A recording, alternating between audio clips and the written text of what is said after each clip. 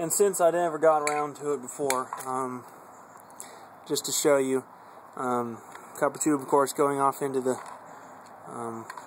guts here. You can see how there's just a little bit of a gap.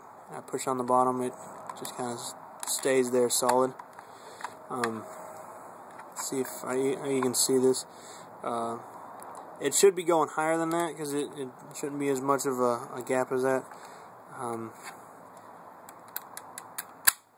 It's actually a hard push, but right now it's solid. I mean, it stays into place.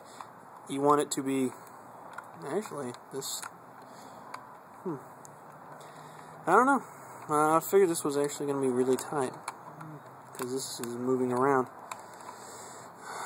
Hopefully nothing's changed because it actually may have messed up, but you want to have enough space for it to make that turn. BBs can't just make that turn unless it's a smooth transition.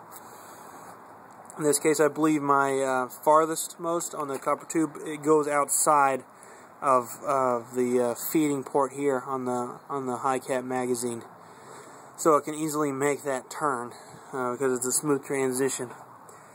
Double check to make sure all your pieces in this line have smooth edges. That way, no chance of BBs getting scratched, let alone get caught up and bind. So make sure that your tube is nice and solid into place. It may take a bit of fiddling to make sure that everything feeds properly. I was expecting this to be really tight, but it actually moves back and forth. Having the screw in this would definitely help because it'll keep it in place. You may have to have a little bit of a gap because if you notice, I do have a gap here. It's not up to it.